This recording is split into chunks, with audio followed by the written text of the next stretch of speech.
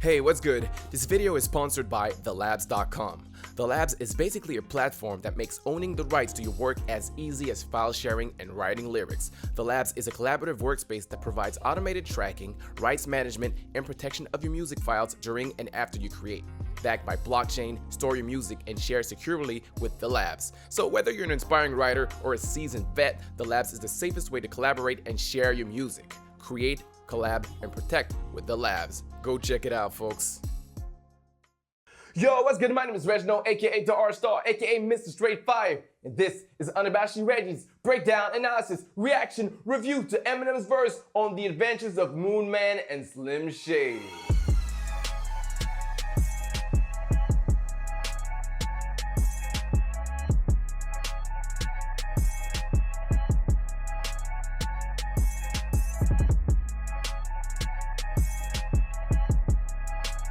Before we start, if you enjoyed this video, give it a like and subscribe to my channel if you haven't already done so. If you're new to my channel, I do lyrical breakdowns and rhyme analysis of rap songs. As a stan, I mostly do Eminem related songs, so if you're a stan like me, you will love it. As always, check the description to find time codes to skip to the breakdown part, and if you like the audio version only of this video, you can find it on most podcast services. All the links can be found in the description as well. And if you want to support this channel, you can do so by going on patreon.com/unabashedlyreggie. For $1, you get the full rhyme sheet and sometimes extended versions of the videos. And if you want to get a shout out, there's always a $5 tier. With that said, shout out to all my patrons, but specifically to Katie Farrar, Brett Abram, Paul Carter, Jean-Pierre Vaillancourt, Alexander Rivera, Jason NMK, and Nolan Alston. Thank you guys for your support. Now, on to the song. The Adventures of Moon Man and Slim Shady was released on July 10th, 2020. On its release, it was labeled as a Kid Cudi single featuring Eminem, but it then got changed to a single by Kid Cudi and Eminem. They also released merchandise for the duo, which could possibly lead to more collaborations. It is produced by a longtime and frequent collaborator of Cudi, Dot the Genius, who did Cudi's hit Day and Night.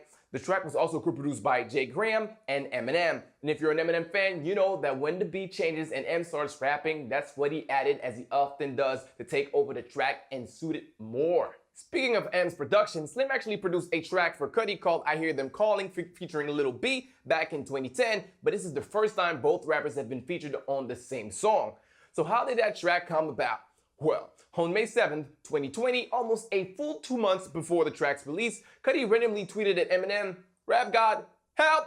Then a day later, M was interviewed by Lil Wayne on his podcast, and Wayne brought the tweet to M's attention, but M hadn't seen it yet, so he had no idea it happened. Slim was actually caught off guard and didn't really know what to say besides that it was funny. So when Cudi heard the interview, he felt it was his chance to shoot his shot with Marshall, as he told Wayne in an interview of his own. So he sent the song to M's camp, and the rest is history. And most likely already had respect for Kid Cudi because he shouted him out in the Bad Meets Evil song, All I Think About. But when you think about it, there's a lot of similarities with the two. Both artists are fathers to a daughter, they've dealt with mental health issues, drug addiction caused by the rap fame, and both got clean by going through rehab. Plus, Cudi is known for openly discussing his personal issues in his raps. So M could probably relate to what he was saying in his songs, and for that reason, M probably accepted the request. The title comes from the two rappers' respective nickname. Cudi's Moon Man comes from his first two albums, which are titled Man on the Moon, and of course, we all know Slim Shady. Now, I gotta admit, when I first saw the title, I thought it was going to be more of a storytelling track, but here the term adventures comes from the fact that both rappers talk about their lives and topics that they care about. I personally have never much listened to Kid Cudi, but I think he did his thing right here on this song. But of course, I care more about M's verse, and you probably do, because you're probably a stan like myself. What I love now is that M seems to be more relaxed with his flow, but at the same time, he makes it entertaining with nice variations. Something that I've sort of complained about, which is always wanting to go full blast, so I'm glad to see him pace himself. I like this verse a lot. I like seeing him being a conscious Eminem, but he does it in a way that it doesn't sound like he's preaching, which is what I sometimes don't like from conscious rappers. Flow is dope, great rhymes, and nice wordplays, typical M verse, right? Oh, and the beat is nice too. Not amazing, but I think the simple beat let the rappers shine more. But with that said, on to M's first breakdown. So if it's God you believe in, bob your head and just nod in agreement. They say time's undefeated. I'm gonna be the first one who can beat it. I'll stop right here for a sec. Sometimes there are cases where I wonder why M chose a word when he could have chose another that would rhyme, like first one who can beat it, where he emphasized the one and it lands just like God, nod, and time on the snare. So I wonder, why did he use God, which would have rhymed and is also one syllable?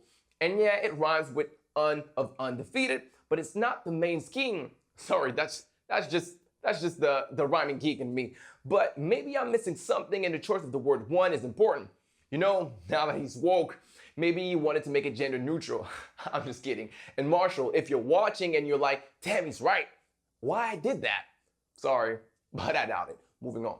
I had hoop dreams, now I shoot trees, got a little green, but I don't do weed. Per Norleen, that's Tunchi, that's New Orleans, fuck Drew Brees. To start the verse, you have a reference to rap God. At first you think he might be talking about God because M has been upfront with his belief, but when he says bob your head to the beat, he's basically saying if you're feeling this track by bobbing your head, you're acknowledging that you believe he's a rap god.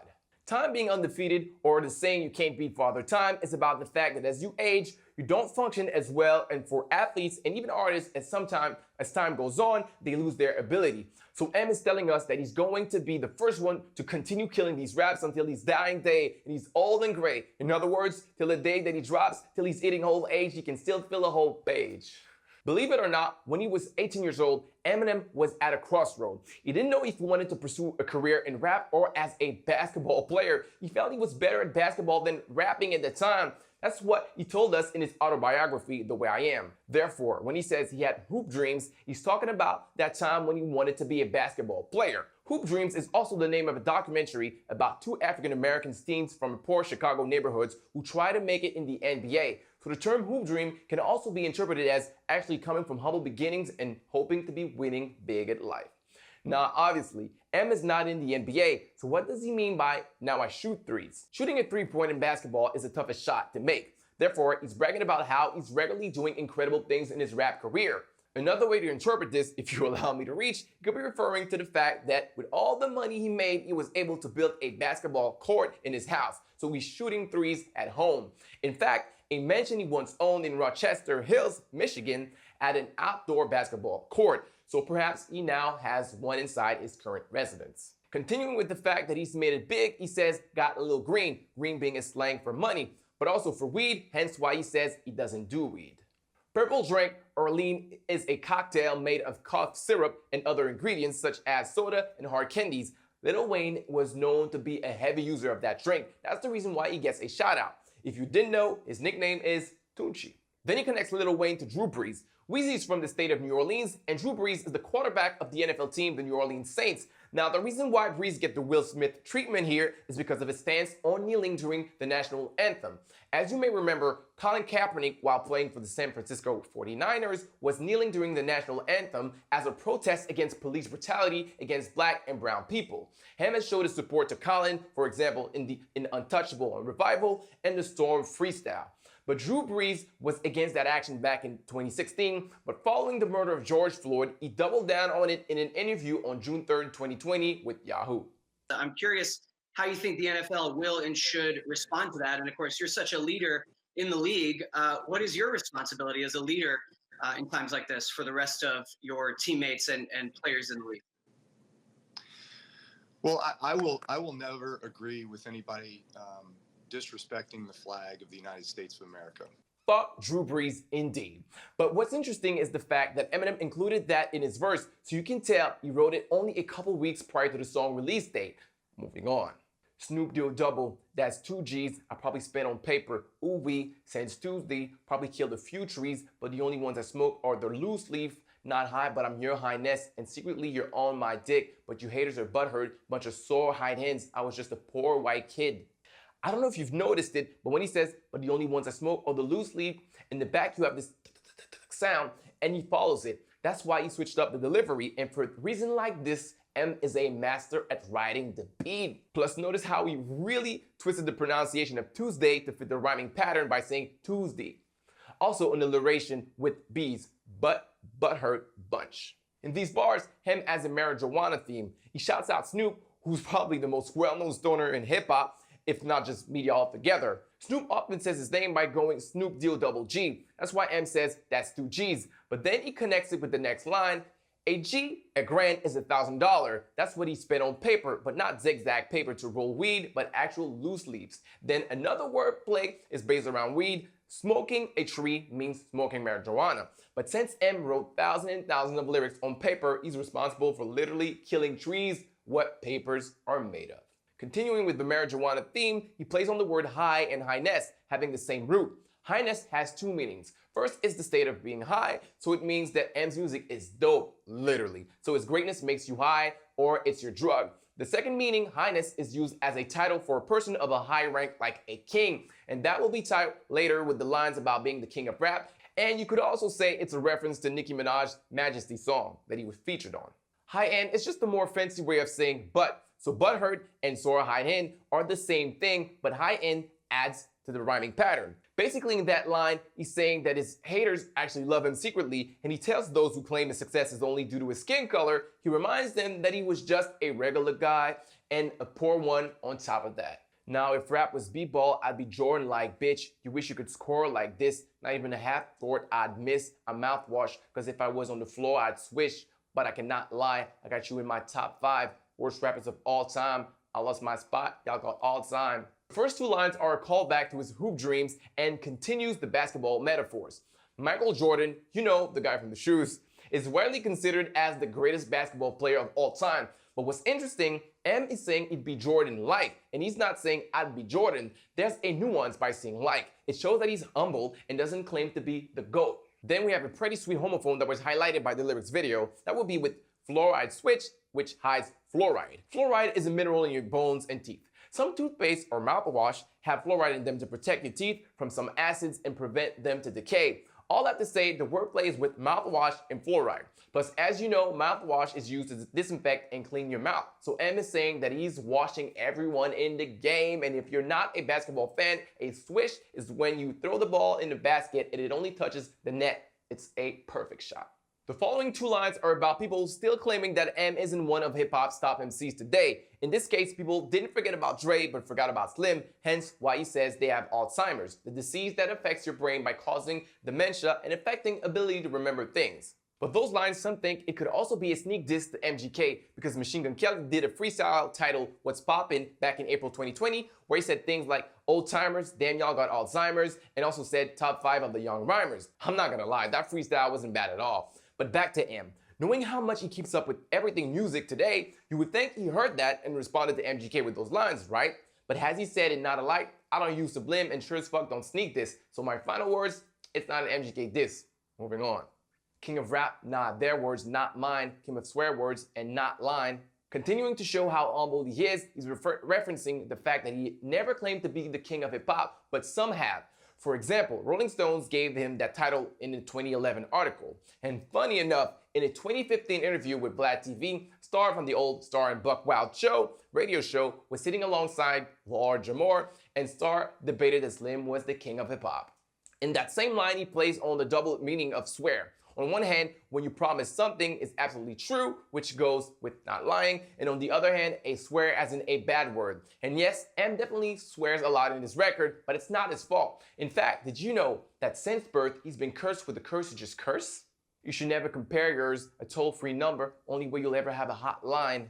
That was a simple wordplay, but it's one of those that makes you smile. A toll-free number is a number that when you call, there are no charges, even if it's a long-distance call. For example, a 1-800 number. And a hotline is a direct telephone line set up for a specific purpose, like a suicide prevention center. And those hotlines are usually toll-free numbers. So M played on that in an actual hotline in a verse.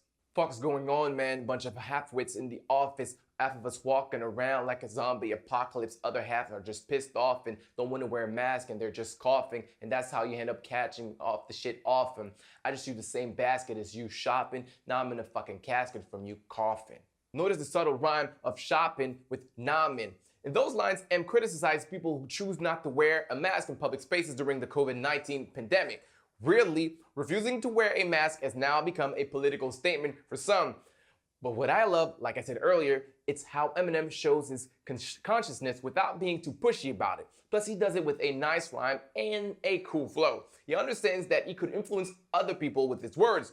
And I'm gonna be honest, I sometimes didn't wear masks when going to groceries. Not to be a rebel, but just because I would forget or just not make an effort to remember. But now, when I go out and I hear that Eminem line in my head, I do wear my mask. Thanks, Slim. With that said, there's a homophone when he says they're just scoffing. The word scoffing is the act when you just dismiss something or mock it, as in scoffing at authority and defined often. But just scoffing also sounds like just coughing. In other words, they don't wear masks, plus they have a cough, which he restates later. Now that was cool, moving on. The following lines, M ups the tempo with his flow, as we've come to expect, but he only does it for a few lines, so I enjoyed it more than other times. Let's take a look. Always stay ahead of haters, let them hate, but never let a traitor penetrate your circle. Separate yourself from those who try to pull you down. The real ones never stray. It's sort of like Medusa, that's how you stay ahead of snakes. Nice simile with Medusa. In Greek mythology, Medusa is a woman whose hair is made of snakes, and anyone who looks her in the eyes will be turned to stone. With that information, you can probably now understand the wordplay. A head of snakes or a head of snakes, like Medusa. All in all, within those bars, the message is to be smarter than haters and to make sure they don't get in your crew or they will bring you down. Now, some could say that's another line directed at backstabbing Joe. Who knows? Next lines. MCs pull out yet. I don't give a fuck. House rap. You're gonna out rap me. I doubt that. Please, bitch, I'm a house rat. These raps are about that cheese like mouse straps. The first two lines, M makes a metaphor with the rapping skills and guns. It's not a bad line at all, but it's just way too similar to the Lord Above line. If rap was an actual Glock, you'd act like you're strapped when you're not. If you didn't watch my Lord Above breakdown, go watch it by the way, I'll give some explanation again. To be strapped means to carry a weapon. So if lyrics were weapons, it don't matter how many guns rappers would have, they still wouldn't be able to compete with the caliber that Slim carries. M calling himself a house rat can be interpreted a couple of ways. One, M is known for being someone that doesn't go out often and stays at home in the studio. So we could be saying that you can't out-rap him because he spends so much time at home in his studio writing lyrics. Another way of interpreting that line would be the fact that house rats can sometimes be very difficult to get rid of. So if you think you can out-rap him and end his career, think again. And finally, maybe it's about the whole Eminem as a guest in hip-hop started by you-know-who. Well, if you don't, well, large more. Anyways, although M did say he was a guest in hip-hop in an interview with Crooked I, maybe not only is a guest, but more of a house rap because, again, hard to get rid of. Then you have the simile with cheese and mouse traps. Obviously, you put cheese on the mouse trap to catch a mouse.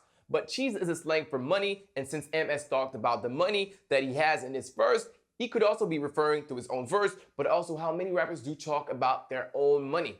One more thing we can take away from this line, he's calling himself a rap when he's talking about traps for mice. So it could be a way to point out that he's above other rappers who are just mice. Who knows? At least that's how I see it. Next lines. Earthlings, I adapt to them. Certain things I don't want to do, but I have to in order to just act human, like using the bathroom and vacuuming, rapping in the booth in a triple fat goose, hazmat suit, bubble wrap, and a mask doing. I don't think that's what they meant by trap music, running through ink like I'm tattooing. An earthling is simply an inhabitant of the earth. When M is saying that he has to adapt a regular being to seeing human, it's adding to how he considers himself an alien or a human motherfucker being, or going back to claiming to being a rap god. But if we push it deeper, it could be about Eminem adapting to hip hop and how it has changed and evolved. I've talked about it in my Music to Be Murdered By review, go see by the way, that M has finally learned to adapt to what's current but adding his own touch and style. Triple Fat Goose is a luxury brand of winter wear. They are usually pretty bulky. Now, a hazmat suit are those suits with masks that you see researchers wear in toxic areas, or what Walt and Jesse wore in Breaking Bad. So picture being in a winter coat, hazmat suit, inside bubble wrap and wearing a mask underneath, and being inside a recording booth. You would definitely feel trapped. That's why he then mentioned the rap genre, trap music. That kind of over-the-top line with the hazmat suit bubble wrap reminds me of early Slim Shady. But the point he's trying to make here is that so many rappers are rapping on trap beats or making trap music, and wearing all that is the only attempt you'll make at trying to be like all the other one and do trap music. Then another simple wordplay. Running through ink is a reference to writing lyrics with a pen, continuing how he kills trees, and of course, you tattoo people with ink. Moving on. This is music to be murdered by, you love, turn the volume up, I am fired up like a blunt, bread is long like a nut, Italian sub, I am drugs, that is probably why you're opinion of means high as fuck. I love how he deconstructed the word syllables to make them rhyme, like an Italian sub, and then while your opinion of.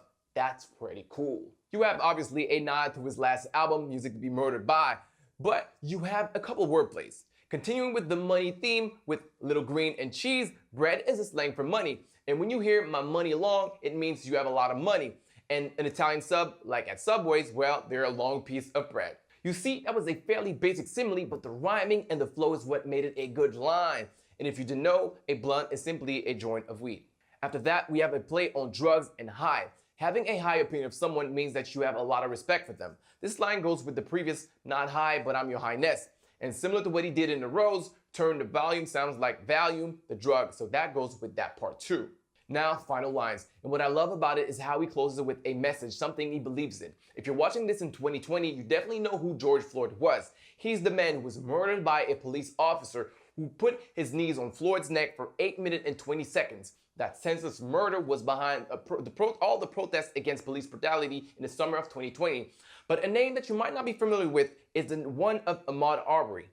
Ahmaud was a 25-year-old unarmed African-American man who was killed in Glenn County, Georgia, while he was simply jogging. He was killed by 3 white men who assumed he was responsible for alleged thefts in the neighborhood.